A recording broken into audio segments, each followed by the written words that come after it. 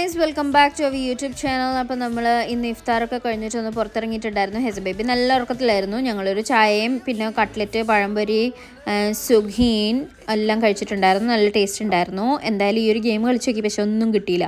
എന്നിട്ട് പിന്നെ നമ്മൾ ഷോപ്പിങ്ങിന് പോയപ്പം അവിടുത്തെ ഈ ഒരു സൈക്കിളൊക്കെ ഹെസ ബേബിക്ക് ട്രൈ ചെയ്യണമെന്ന് പറഞ്ഞപ്പോൾ നമ്മൾ ട്രൈ ചെയ്ത് കൊടുത്തിട്ടുണ്ടായിരുന്നു.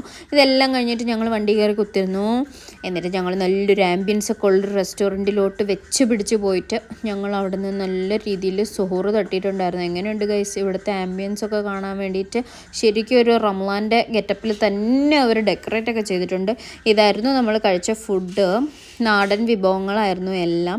കുറച്ചൊക്കെ സ്പൈസി ഉണ്ടായിരുന്നു, പക്ഷേ എന്നാലും അഡ്ജസ്റ്റബിൾ ആയിരുന്നു. നല്ല ടേസ്റ്റൊക്കെ ഉണ്ടായിരുന്നു കേട്ടോ. നല്ലൊരു ആംബിയൻസ്, നല്ലൊരു എന്താ പറയുക, മനസ്സിന് കുളിർമ നൽകിയ ഒരു റെസ്റ്റോറൻ്റ് ആയിരുന്നു. കാരണം ആംബിയൻസ് സെറ്റ് ചെയ്തിട്ടുണ്ടായിരുന്നല്ലോ, അതുകൊണ്ട് തന്നെ. അപ്പോൾ അത്രയുള്ള ഇന്നത്തെ video. Thank you so much for watching guys. By.